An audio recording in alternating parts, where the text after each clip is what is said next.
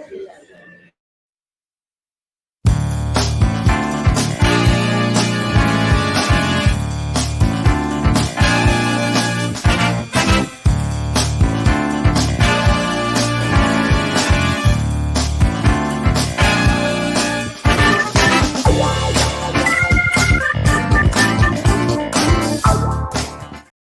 good morning. This is Adolph Mongo. Welcome to Detroit in Black and White. We're live from McShane's of Michigan and Trumbull. Joining me this morning is Allan Lengel, Deadline Detroit, Washington Post, and the Eagle American. Good morning. Good morning, Detroit. Vanessa Mongo, she's out gallivanting somewhere. She'll be back next week, and let's get right down to it. What's your outrage of the week, Allan? Well, there's a lot, but we'll spread that out. We'll talk about the war later on in the show. We're going to have a guest, Michael Pappas from Jerusalem. Okay. He's a Detroiter, Michigan State graduate who's there for a little bit. Okay. But here it is in Washington. We've got a war we're dealing with right now. We're actually dealing with two wars. We've got Ukraine, and now we've got the Israel-Hamas thing going on. And here it is. Our speakers, we can't get a Speaker of the House because the Republicans can't get their shit together. They look like clowns. And guess what? And then we have like Tommy Tuberville or whatever, who's like trying to block the appointments of military people. And guess what? And just to make a comparison, in Israel, the Arab world watched as Israel was imploding. Netanyahu was trying to screw up the whole judiciary, trying to take away democracy there. And he got pumped out. Listen, you know what? Listen, I think he wanted a war, but he didn't expect the surprise attack, and when not only did they kill some military folks, but mainly they killed civilians. Babies, old people, young folks. They attacked a concert. Folks was enjoying themselves, probably was drinking and smoking and doing everything, and they got caught by surprise. I'm telling you, it's unacceptable. But did you think the Arab world is going to rush to condemn this? No. Yeah, but we're also, the point we're here in the U.S. is that do you not think the rest of the world is watching the chaos here in the U.S., that they can't get it together to even have a Speaker of the House so they can proceed and govern? It seems like the Republicans don't care about governing. They just want power. And it's like, who's in power? It's like, pick somebody. If not, let the Democrats. I was asked a couple of weeks ago on one of the local TV shows, who's going to be the next speaker? I said Lucifer. So whoever they get is like the devil himself. Right. Jim Jordan. Now back home, we look at our congressman out of the 13th district, Sri Canada. He's a piece of garbage. He ain't shit. I'm gonna just tell you, he untied himself to some socialist group, and then now he's backing down, saying, "Oh, I didn't know they were pro-Hamas and all this other thing." You did. You know what you've been doing. And when the Prime Minister of India came here, Modi, who is a terrorist who's been killing Muslims in India, Sri was right with him. Right. You know what? He was buddy. Even Rashida Tlaib, who can be a really radical person, she said she didn't want to have anything to do with him. But Sri, he been playing footsies. He doesn't do anything. He got a group of employees who a big turnover. And he got himself in some hot water. Now, as for Tlaib, who I can't stand, you know what? But I can't get mad at her for supporting the Palestinians. That's who she is. Absolutely. You know what? Palestine. Look, you don't have to be, whether you're American or whatever, you don't have to be pro-Israel. You can be pro-Palestinian. I have cousins in Israel. I'm very pro-Israel, but I'm also pro-Palestinian. I want a two-state solution. I'm not pro-Hamas, and particularly after what they did is like shooting babies in bassinets, shooting families, raping people. This isn't about Islam. You know, you talk about Islam, you know, in the Islam belief, they have, you know, you have meat halal, you have halal meat, you kill animals so that they don't suffer. They took a page out of Nazi Germany when they start killing babies and they start killing women and raping. And the Nazis took a page out of the folks down south when they was lynching black folks and cutting their fingers off and raping women and blowing up churches and doing everything. So you know what? We have felt the pain. You know, when talking to my grandfather, my mother's father, he talked about how they used to send out postcards that white Southerners that showing lynching, people being burned. So I'm not surprised that you got folks showing, and now we got videos of folks. I mean, what they wearing body cam. And they showing how they just pulling people out of their houses and slitting their throats. Look, during World War II in Poland, the Nazis would invite the local villagers to come as they mass executed the Jews, and they watched. And some of the German soldiers would like videotape it and send it back to their family, and they'd be standing around laughing. It's like the inhumanity. It's like I always say, it's so amazing that we have progressed so much technologically in this world, but human beings have not progressed at all. They're still barbaric. There's nothing changed. I mean, from the caveman, look at the technology we have, iPhones and computers and amazing technology, but the human being has not changed in all this time. Well, you got a lot of folks that really, celebrating, but we can take it to a local level. How many young kids are getting shot up over silly stuff? Nothing over hamburger gym shoes, or looking at somebody, and it don't seem like there's an outrage. Where is the outrage? The value of life. I mean, life is so cheap. I mean, that people have such a disconnect that you don't, like I was going to say, you know, in halal, you know, which is like kosher in the, you know, the Muslim world, you kill an animal in a certain way, you cut a vein so that it doesn't suffer as much. Yet you can't even, you try to, you know, inflict maximum, you know, suffrage. But I never understood that, how you kill a certain animal, you kill it. Yeah, but you know, there's different. I mean, in slaughterhouses where it's not kosher, they stun them and they hit them over the head, and it's a different. Make you not want to eat meat. Right. I mean, you know, when we say you're treating them like animals, I mean, we need to treat animals better. Oh, don't say treat like animals, because if you come in Detroit, they treat the dogs better than they treat the homeless folks or the kids that don't have lunch money and in the schools and you see people on Facebook, they've got, you know, they could give a shit about what's happening in the world, but they've got dogs, rescue this dog, which is great.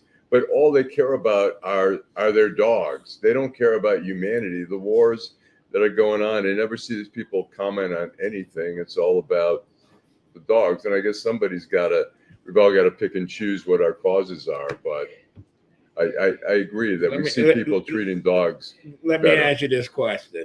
Yeah. Now, this war is not going to be a short war. I think that it's going to be a long one, and a lot of people are going to suffer.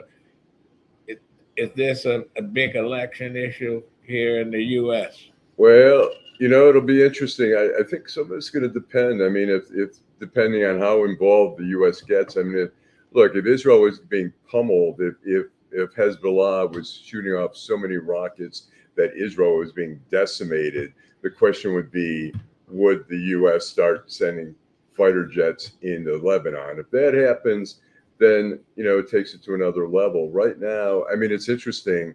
The conservative Jews, who are all about just, you know, one issue. Some people are just one issue about Israel. They've always thought the Republicans have been better about it. But I think I've heard a lot of really conservative Jews go, oh my gosh, Biden's been amazing. We've loved it.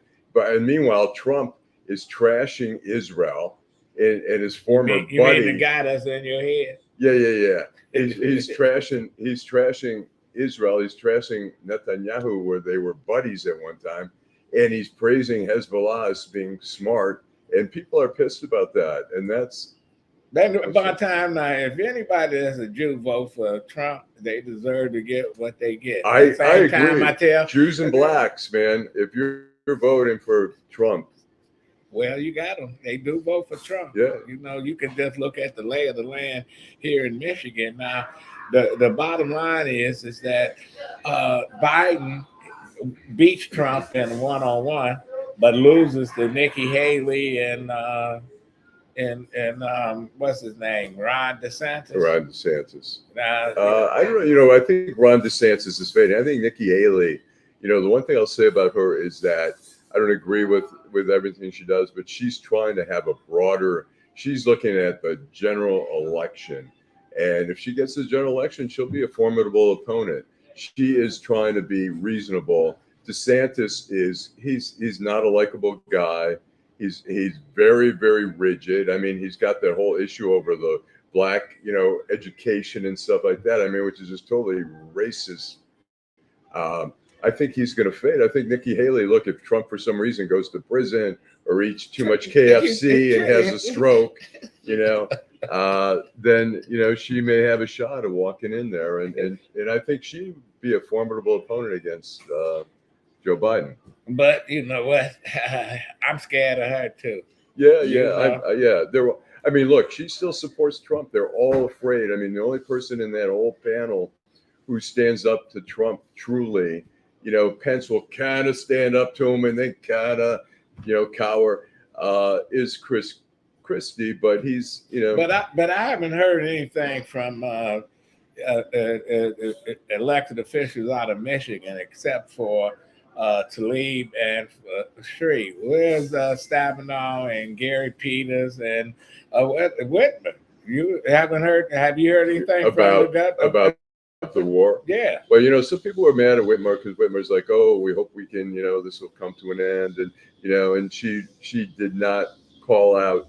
Which, look, I posted on Facebook, people call it, one guy, a fellow Jew called me a fake Jew because I said I condemned, I condemn what Hamas did, but I said I'm still for Palestinian rights and I'm still for a two-state solution. But you know what? But you can draw distinctions if it's all. The average person here in Detroit could give a damn about what's happening in Israel between Arabs and but you'll say Jews. Detroit, but you go to Dearborn, you go to West Bloomfield. Well, you go to Dearborn and you go to West Bloomfield. You got two opposing groups. One saying they don't support terrorism, and the other says, "Listen, we got to destroy everything." And caught up in the middle, here we are in Detroit. We got other things. Schools are screwed up.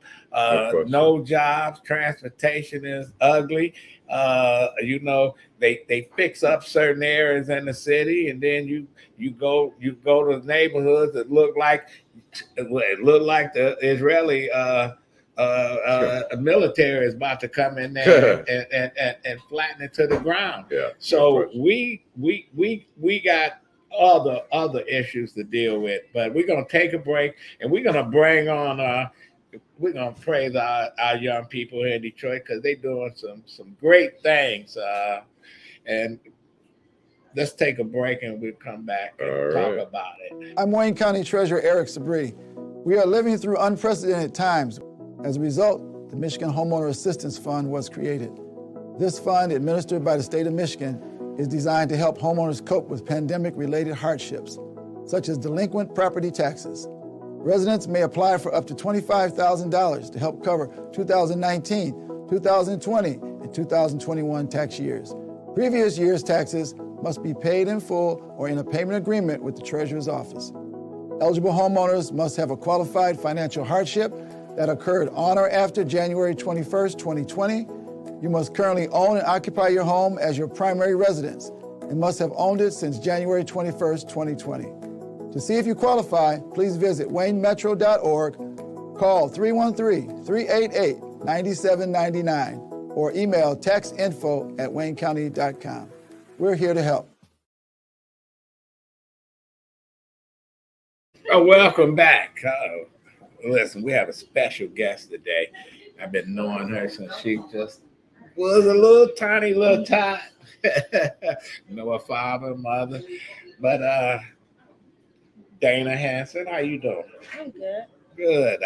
I didn't know that you were a talented artist. Yeah. I've been doing art since I can probably remember. Speak up a little. I've been doing art since I can probably remember. I've always liked drawing. It was always fun or calming. It just always seemed fun, interesting. Where you go to school at? Detroit School of Arts. Okay, so tell us where. I know some people go there, but tell the people where that is and what kind of what are they doing? It's downtown. It's on Selden, and it's a school that is combining multiple different art forms.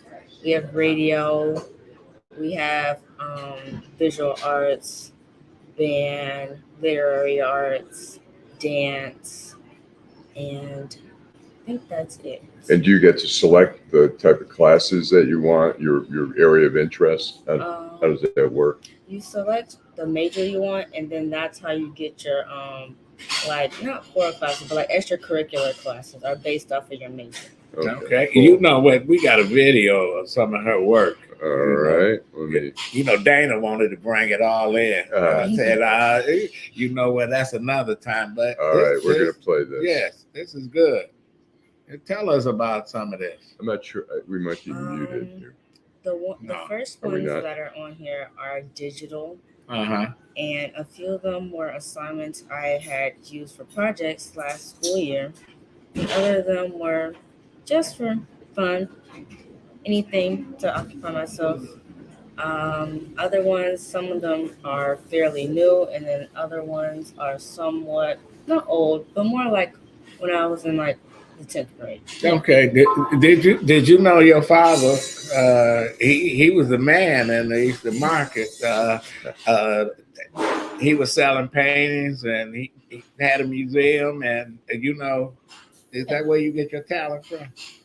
Yes. And where has your work been displayed? Where have you? I think at Tech Town you were saying. Oh, in about a week or two, it will be displayed at Tech Town. Okay. With many artists with Mint Artists Guild, which is a part of GDYT, which stands for Grow Detroit's Young Talent. It was a summer job, and we got to have a lot of opportunities to make arts for different companies and to learn new skills. Oh, good. And what do you want to? What's the long-term goal? Do you want to be an artist full time, or a graphic artist, or do you have total interest beyond art in terms of your adult? Long term is just to be an artist, selling prints, bags, clothes. Oh, cool. Just making art all the time. And have you done any of that with print bags and anything like that? I plan to do it. Well, no, actually I have for my family reunion. That was just this past summer. Oh, cool. I designed the tote bag, and I also designed 2 shirt designs for my dad's Chiari wall. Okay. After high school, you were 11th grade. Yes. Okay. What you think you want to do? Move away, stay here, go to school? I want to go to art college out of state. Okay.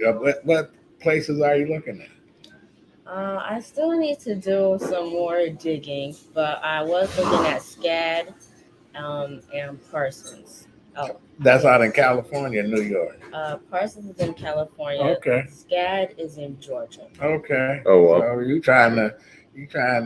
you don't want to stay here at the School of Creative Studies? I still want to apply. I want to apply as many colleges as possible, just so I can have a variety and see what each college has to offer. Who's your inspiration when you think of art? Is there an artist where you say, "Wow, they blow me away. I love their stuff"? I feel like it's like the people that surround me, especially at school, a lot of them are really great artists. And so it also inspires me when I talk to them and we come up with ideas or just being around people who make art too. They inspire me. What teacher has helped you the most about your school career? As of this school year? Yes. As of right now, Miss Hall. Okay, that's your. She's my sculpture and figure drawing teacher. Okay. And does it must be a cool environment to be in with so many creative people. Is that do you love school, or is that being too strong a word? Yeah, too strong. I hated school. Yeah, I did too. Okay. But okay. I like the art. What don't you like? You have all the other curriculum. Yeah, I have all the other core classes, but I like the art classes. Okay. So if you could do that full time, it'd be great. It'd be better. And is there a point in your senior year where maybe that gets more? Yes. So since I'll be finishing up the school, well, my high school career, I'll have more time to do other things since some classes I'm not required to take anymore. So I will be able to have multiple art classes throughout the year, like more than I have now. Okay. Okay. Good. Excellent. You're on point to graduate when? I graduate in 2025. 2025. And can people buy your art right now? Is it up for sale anywhere, or people want to get in early before it becomes too expensive? Right. Not right now. Not right now. I plan to try to do it soon. Okay. Listen, Dana, thank you very much. We got to have you back on. Well, I hope to see your stuff in the DIA at some point. Hopefully. Do you go to the DIA? Yeah, I like the DIA. Yeah. And is there a certain area, exhibit, or anything that really inspires you when you? I kind of just like looking at like everything. Like the large mural that's like the men working. The Diego factories. Rivera. Yes, I always like looking at that. That's beautiful. Do you know the history behind that? I remember learning about it, but I don't fully remember. You know, in these days, when you know all the little history, you really gonna get into it. I took art history when I was in college because I liked the history. I wasn't an artist, but I like going into museums and looking at and you got to have some talent and when the public schools, not only in Detroit, got rid of a lot of these art programs, some of our kids, they lose out. I'm glad to see that you in a program that you doing well. Okay. Any other questions, Donald? I think that's it. So you say a Tech Town. Now, Tech Town is on Borough Street down in the New Center area. So you'll have your art on display. Yes. And how long will that be on display for? I'm not totally sure, but it's probably going to be multiple days. Okay. But yeah. I want to thank your parents, Kevin and Carol Hanson. Thank you, and thank you, Dana. We're going to take a quick break. All right. Okay, thank you. I'm Wayne County Treasurer Eric Sabri. We are living through unprecedented times. As a result, the Michigan Homeowner Assistance Fund was created. This fund, administered by the state of Michigan, is designed to help homeowners cope with pandemic-related hardships, such as delinquent property taxes. Residents may apply for up to $25,000 to help cover 2019, 2020, and 2021 tax years. Previous year's taxes must be paid in full or in a payment agreement with the Treasurer's office. Eligible homeowners must have a qualified financial hardship that occurred on or after January 21st, 2020. You must currently own and occupy your home as your primary residence and must have owned it since January 21st, 2020. To see if you qualify, please visit waynemetro.org, call 313-388-9799, or email taxinfo@waynecounty.com. We're here to help. Well, welcome back. It's not all doom and gloom here in on Detroit in black and white. You know, we talk about the hard stuff, but you know, Dana, got to have young people like Dana, the inspiration, man. I'm telling you. Now we continue our salute to our young folks in Detroit. We got Damarius Summers. Did I pronounce it right? Yeah, speak up, young man. Yes. You know, you wrote this book called Missing You. You know, very interesting, very good. Tell us about it. What is it about? It's about the passing of my grandpa. Speak a little loud. I wrote it so to help other people who are experiencing the same thing or similar, who also lost someone. That's your great grandfather, right? And what was his name? William Summers. William Summers. And how old was he? And how long ago did you lose him?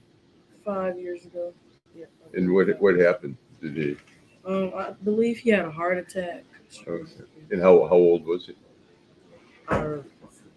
For you, you're looking to say, I was 5 years old. Okay. And how old are you now? I'm 13. 13. Okay. What inspired you to write a book? You know, you know, just a young guy. You know, and you said, "I'm gonna write a book." How did it come to you? Well, at first it did just start off as a book. First, it was just me on my phone and my notes, just writing about how I feel at moments, or just writing in my notes about current events. And I was in church one day and my cousin had a book, and I was like, well, it might be nice to put together a book, but me getting in trouble in school a lot, I couldn't at the time. So it was a lot of times where I had to put the book on hold and stuff.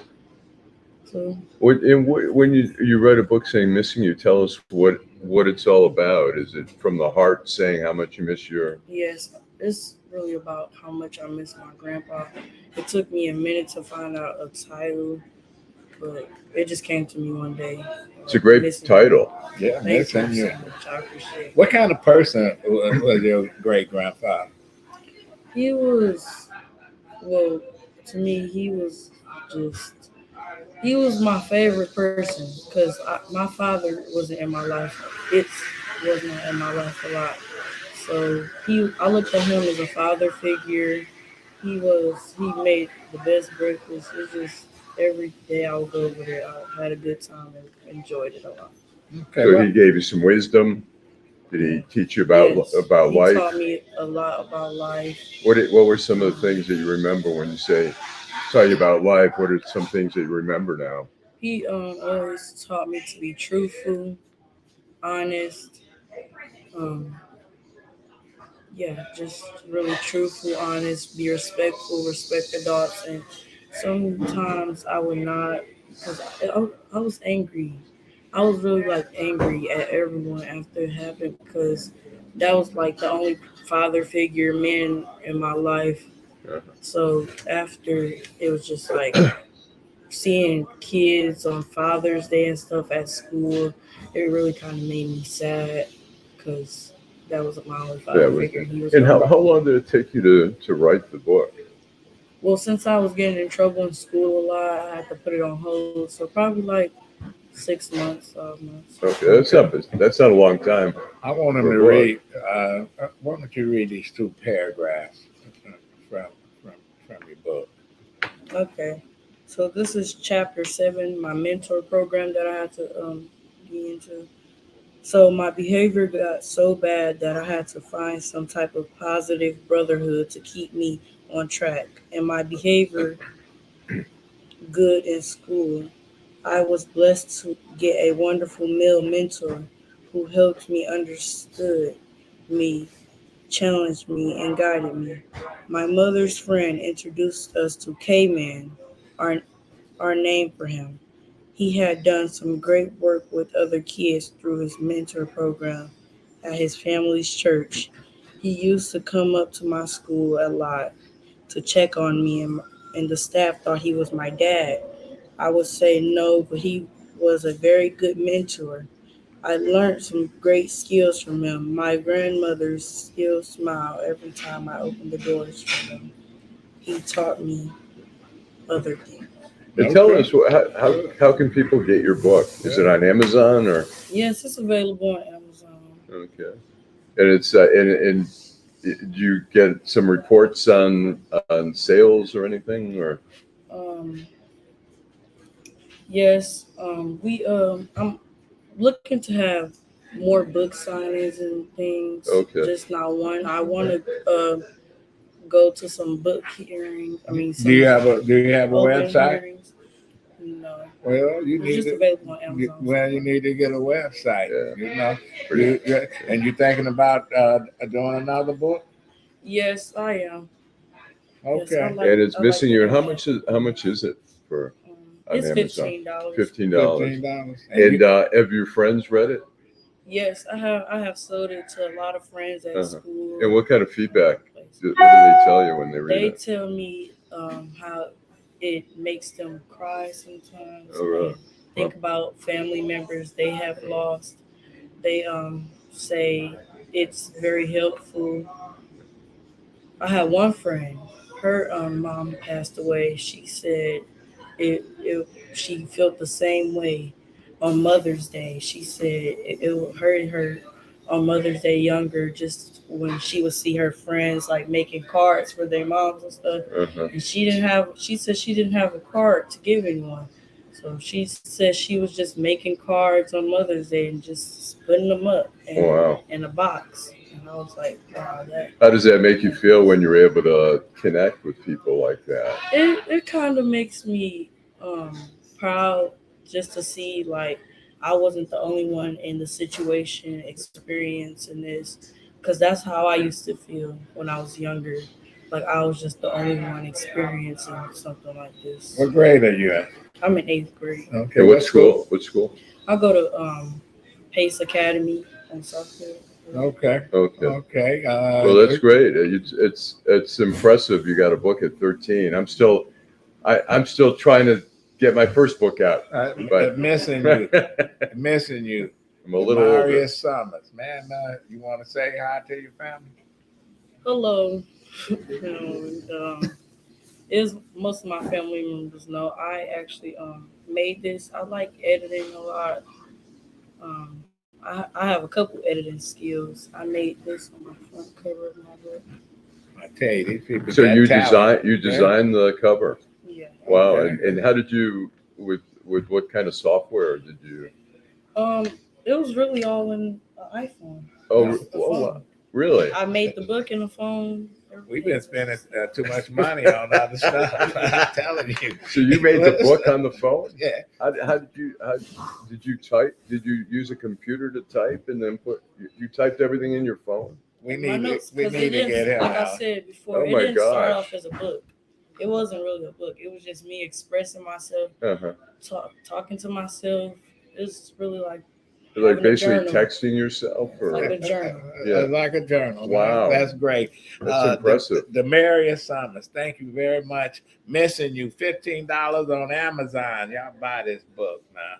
I'm going to check it We out. don't have to have you back. Thank you very much. All right. Let's take a break. I'm Wayne County Treasurer Eric Sabri. We are living through unprecedented times. As a result, the Michigan Homeowner Assistance Fund was created.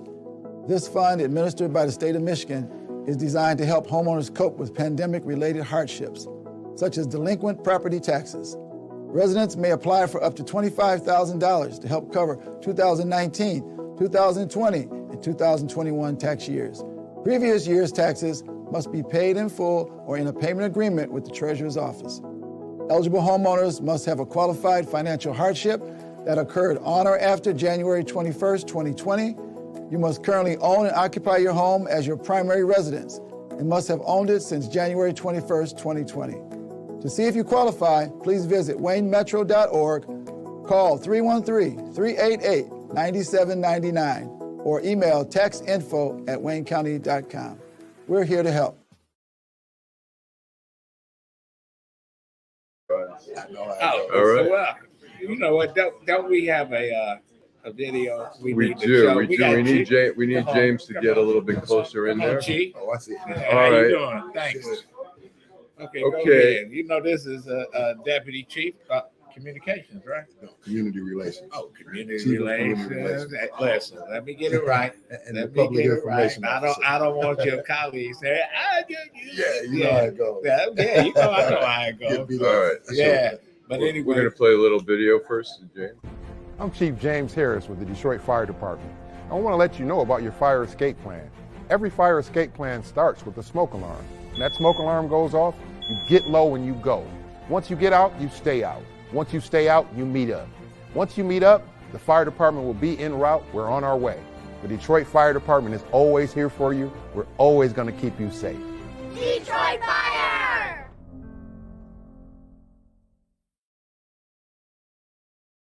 Oh, here we go.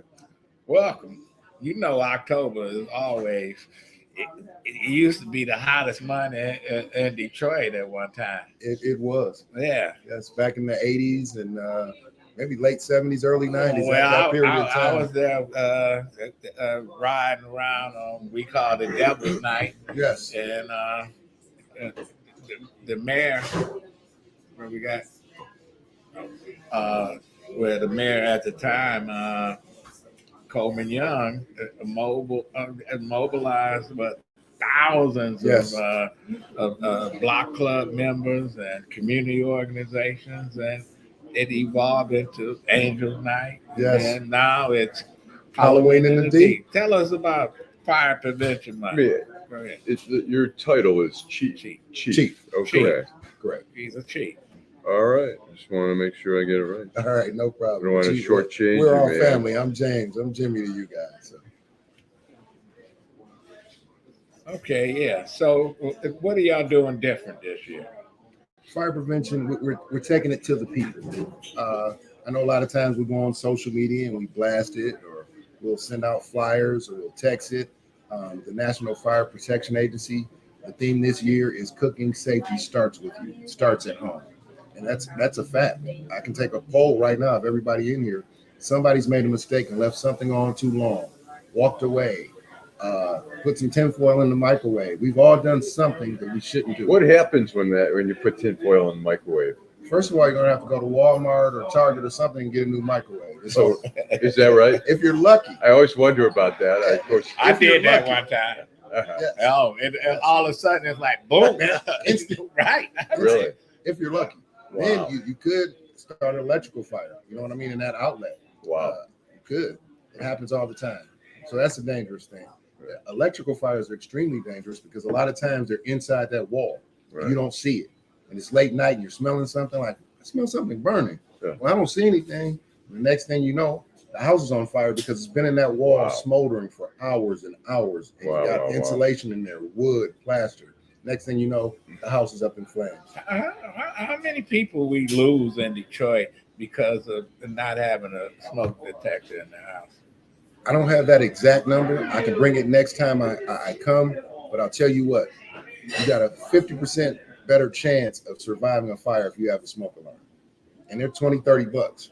But the beauty of it is if you live in the city of Detroit, we'll come install a smoke alarm for our seniors. You get 2 free smoke alarms per house. The only qualification is you got to live between 5 Points and Kelly Road or the river and 8 Mile. City Detroit resident, that's it. Wow. And for those people listening that aren't Detroit residents, check with your local fire department. They may have the same program. What do you in terms of, we have tinfoil in the microwave, what are some of the other like silly little things that end up being deadly, like leaving candles burning, water, somebody cooking something in the oven? Happens all the time. So I'm gonna start with the candles. So a lot of times candles, smaller children, mom multitasking, don't mix. So mom comes in, she's cleaning the house, she lights that candle, she wants that aroma. She's got 2 little boys, one's 5, one's 7. They're playing football in the house. They know they're not supposed to. The next thing you know, something knocks over the candle. Maybe the football, maybe one of the boys. So as a child, what are you thinking? I started this fire. Mom's gonna get me. Of course. I can't tell mom. Guess what? If we run and hide, she'll never guess who did this. Yeah. Meanwhile, The couch is on fire, the pillows on fire, the drapes are on fire. And you see that all the time. All the time. It's the most common fire we have is cooking though. So back to that, your question. You frying some lemon pepper wings. You hungry? You know, Allan got like 20,000 followers on Instagram, so he stops. He's cooking his wings. He stops. He's looking to see all the likes he's got. He turns around, the flame's up here. It happens all the time. It only takes that amount of time. It takes a split second for you not to pay attention, and that flame is up. And don't do it. I know somebody's gonna say, "Hey, don't you put flour on a grease fire?" No. Don't you put sugar on a grease fire? What do you do? No. What do you First do of all, you turn that heat source off. Yeah. Turn the heat down. Water don't do it. You never put water on a grease fire. Ever. It's gonna triple. It's gonna shoot up to the sky. First of all, let us do our job. See, you are the media specialist. I didn't come here with a microphone and a camera and everything. Let us do our job. Everybody that watches Chicago Fire wants to, I could put that fire. Oh man, don't get me to get this fire about that. No, just turn that heat source off if you can. Chief Bolden? No, I'm not. I'm trying to get there. So look, you turn that heat source off first. If you have a lid or a top, you put that on. But if it's too out of control, 911. Okay. We're coming.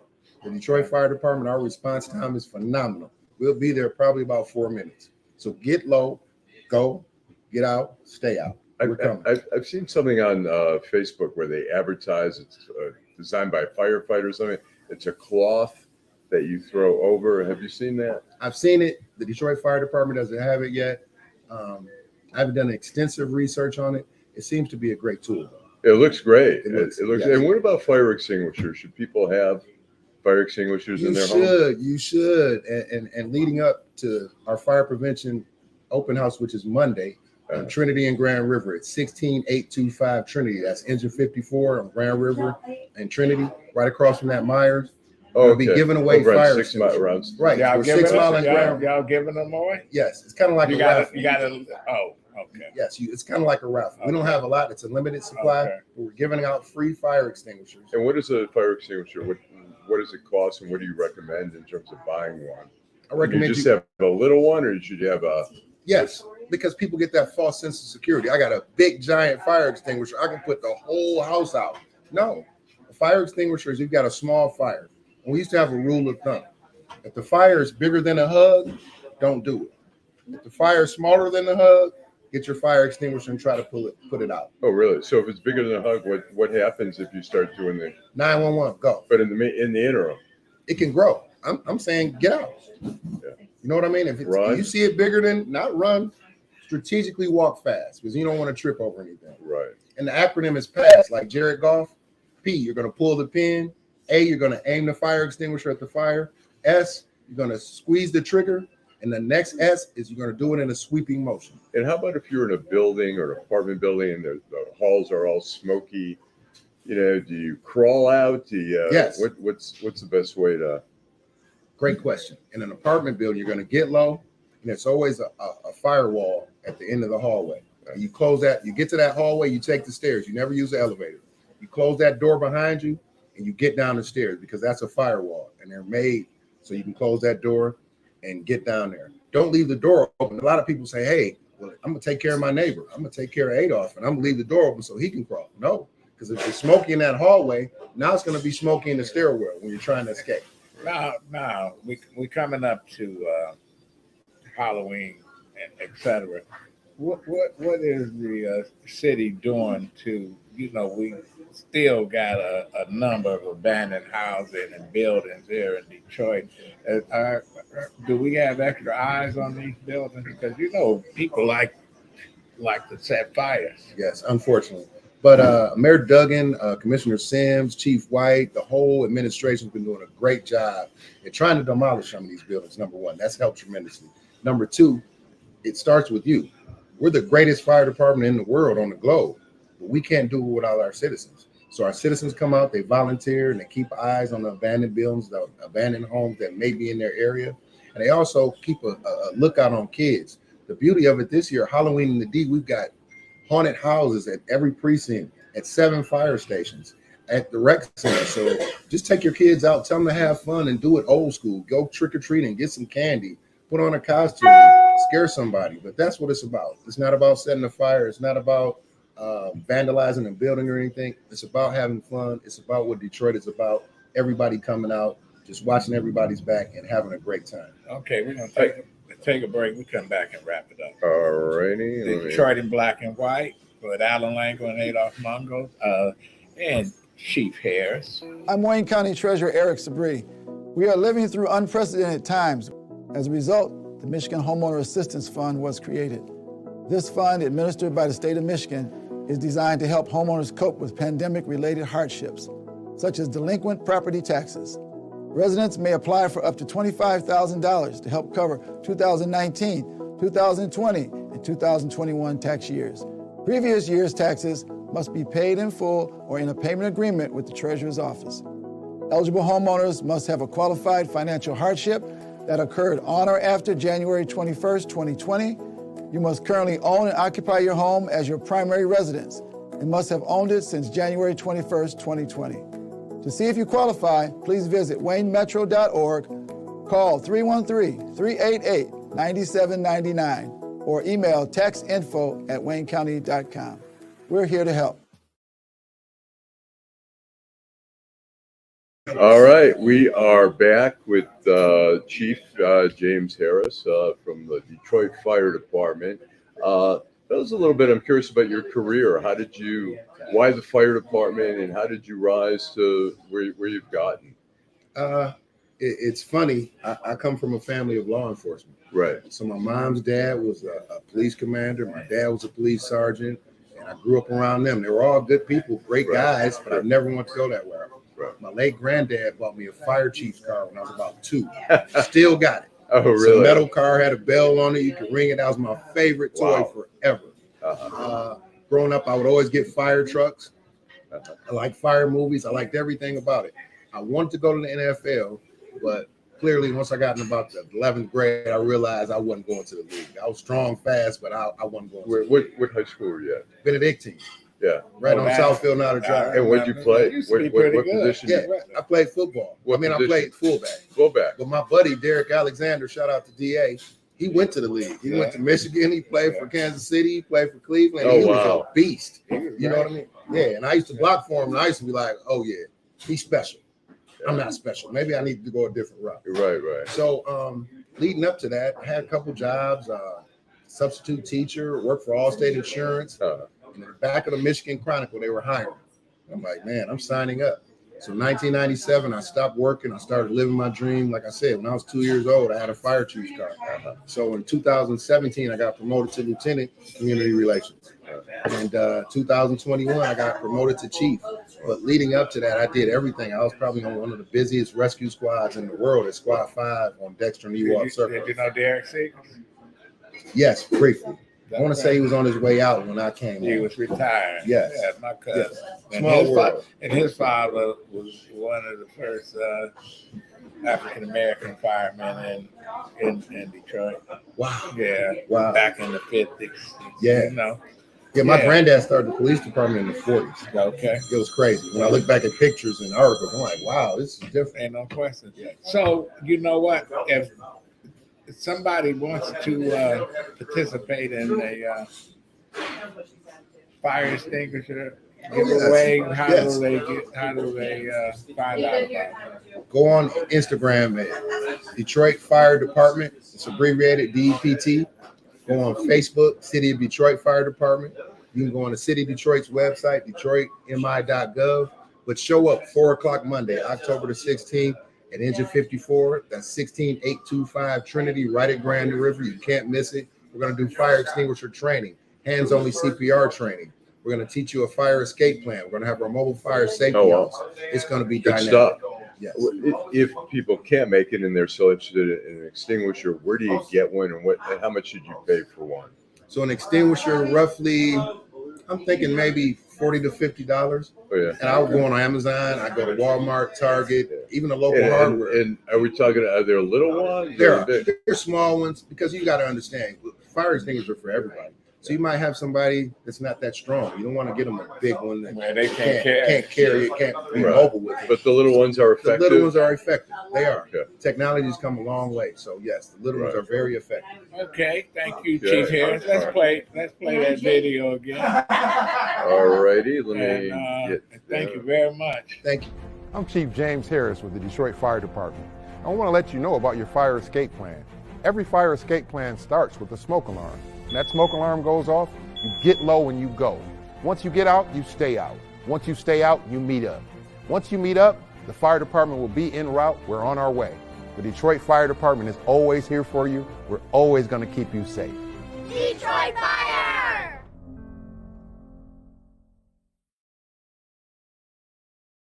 That's Okay, some fun. good. It's All gonna be right, fun. we too. are back. We will do that. Okay. Okay, James, thanks so much. Say hello to your Am I dad, too- I man. will. Am I too old to be a fireman? No.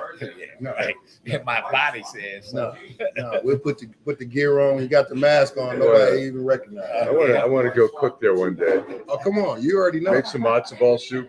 Man, we would love it. This is that season for it, too. Exactly. I'll Yeah. just Got bring a basket of donuts. You can't lose. Okay. You can't lose with that. Thank you. All right. Okay. Chief James Harris. I Thanks, appreciate James. you. Have, Okay. have a Thank good you. weekend. Thank you. Good seeing you. Thank Good you. to see you.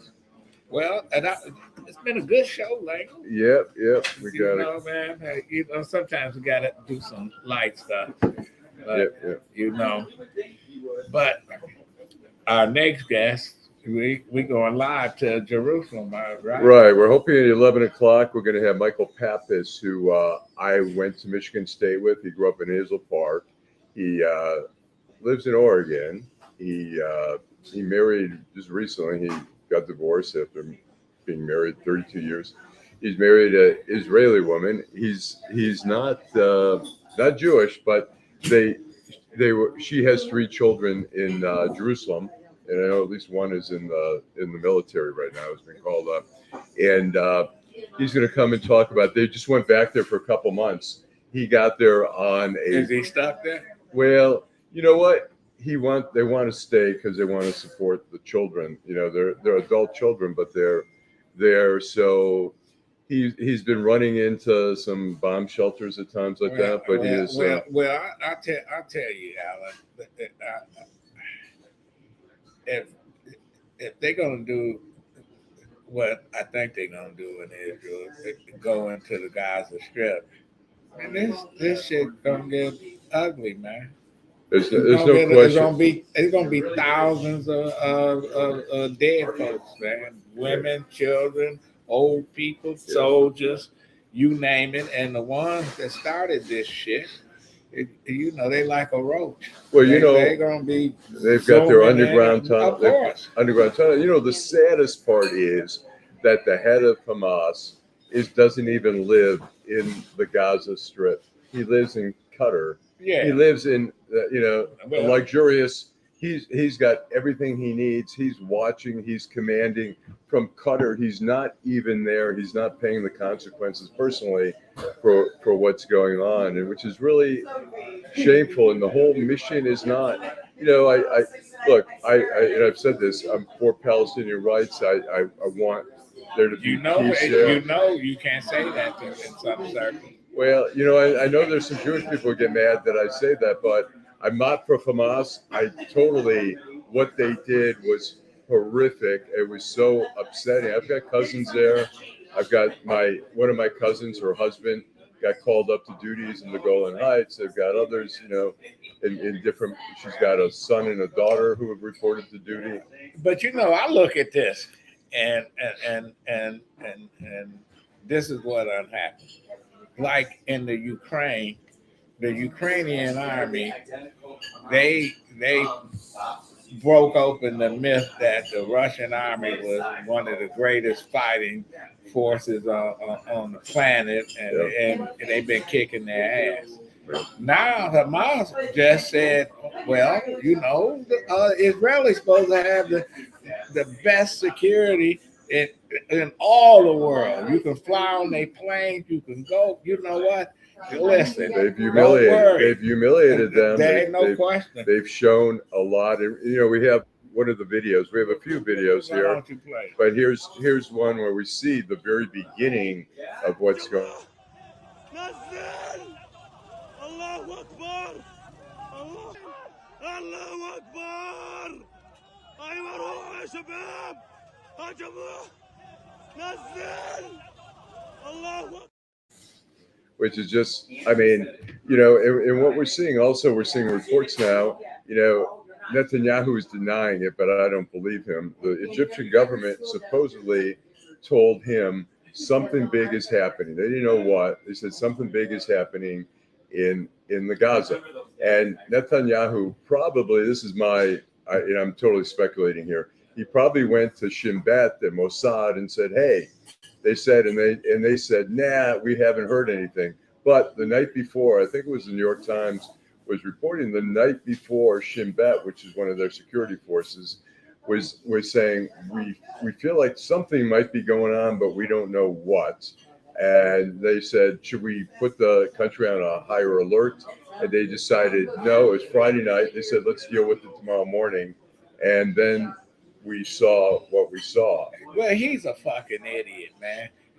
Listen, you know, one, he wanted to just eliminate the Supreme Court, basically, because you know he's under fire, just like his blood brother here in the U.S., Donald Trump. Two, he has put a lot of crazies in the government, man. That's Trump.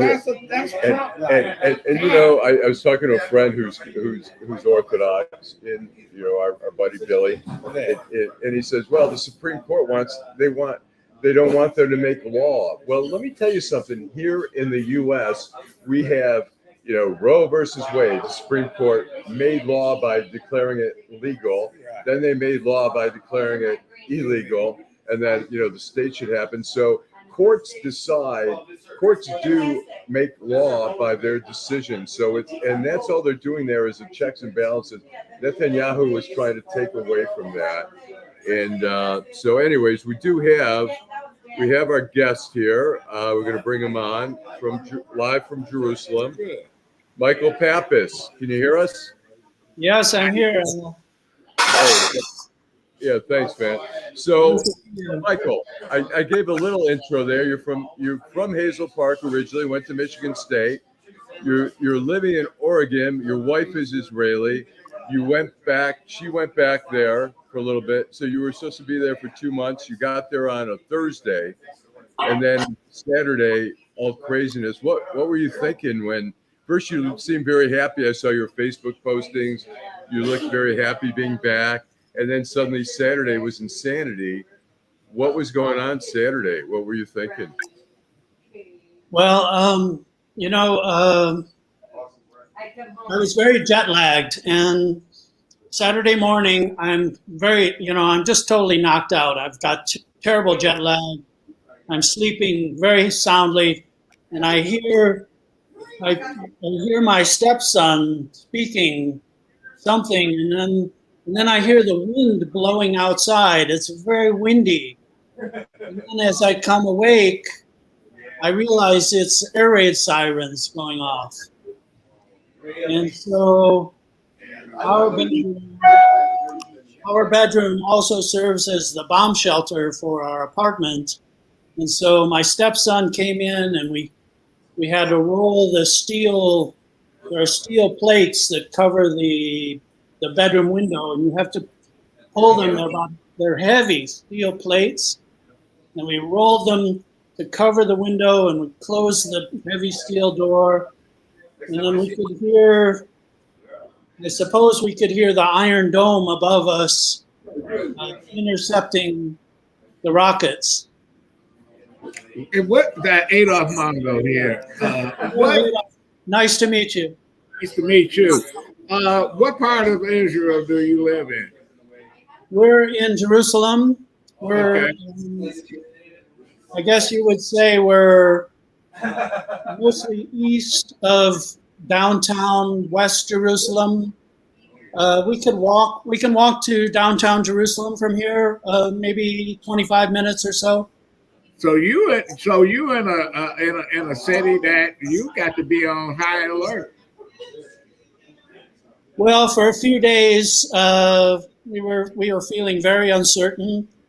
There were I think there were about 6 rocket attacks that morning, and then I think the next day there were 2, and maybe it was 2 days later. Uh, but since then it's been quiet. But, and what are people thinking? What are people thinking right now? I mean, it looks like Israel's going to start the ground incursion there. Are people worried about, or are they feeling a little bit more comfortable with whatever happens? Well, I don't have a lot of friends here. I have my stepsons, my wife. Two of my stepsons are now in the Army. One of them was called back, and he left the day before yesterday to rejoin his unit. The news is going 24 hours a day, so most of my information is coming from the news. Okay. And are you going to stay there, or are you going to try to get out? I plan to stay. One interesting story that people might appreciate is that it was a quiet day, and we decided we needed to run some errands, so we got in the car, and we weren't very far from here. We were running some errands, and the sirens went off, and we had to make they tell you don't stay in your car when the rockets are coming, so, which I don't fully understand. It seems like your car might be safe, but they say get out of your car. So we had to pull a quick U-turn, and then we're driving, and the sirens are going off, and then we're looking, where are we going to get out of the car? We're in a dense city, and so we just parked, and we just ran to like an entryway of an apartment building. There was no glass, so it felt kind of safe, and we just huddled under the cement awning. And then we could, there was nothing between us and the rockets, so we could hear them very clearly overhead. I think they were being intercepted by Iron Dome. Do you think now that everybody in Israel need to be supplied with a weapon and bulletproof vests? That's what That's what they're saying. That's a hell of a way to live, man. Sounds like Texas. Yeah. But at least you know what you're dealing with in Israel. In Texas, you don't know who you're dealing with. Well, I suppose if it was possible for me to go out and buy a gun, I might do it right now. But it's not possible. Yeah, you were just here in Detroit. No gun stores here. You were in Detroit about a week and a half ago. We were going around and hanging out in Easter Market, getting a beer, all that kind of stuff. Does it seem kind of surreal to suddenly be there? Or does it seem kind of you feel like that's where you belong at this very moment? Yes. I belong here. Yeah. I dearly love my stepsons. I've known them for almost 5 years now. I dearly love them. When we met, they weren't children, so they're grown men. But I do feel fatherly towards them, and I feel like my wife and I need to be here. Right. When they come home. One came home yesterday. He's a doctor in the IDF, the Army, and he had 6 hours free to come home. We made him a huge breakfast. I made him hash browns. My sons know me. I'm famous for my hash browns. And I made him a huge breakfast, and he got a shower and a nap, and then he strapped on his gun and put on his uniform, and he went back to his base. And for me, that feels important for me to be here. Be there, sure. To provide that home and hearth, as it were. And my wife is primary in that regard, but I'm her husband, and I feel very fatherly to my sons, two of whom are now in the Army, and we can only try to stay positive and hope that they will be fine. Right. Well, all right, we're gonna wrap up. Thanks so much, Mike. Stay safe. Say hello to the wife. All right, stay safe, and thanks for coming on. Appreciate it. Thank you. I won't hold it that you went to Michigan State and Hazel Park and lived in Oregon. Hazel, Tucky. I'm from Hazel, Tucky. Thank you, Adolph. Thank you all. Thank you very much. Yeah, thanks, Michael. Appreciate it. Live from Jerusalem. Live from Jerusalem. Yeah, crazy, you crazy can tell stuff. In his voice, man. Yeah. It's a very emotional. It's very emotional for a lot of people. I mean, we have. Do you want to see those other quick videos? Yeah, do the quick videos, and then we're gonna wrap it up. We're gonna show that. I mean, on both sides. Here we have first the Israeli side.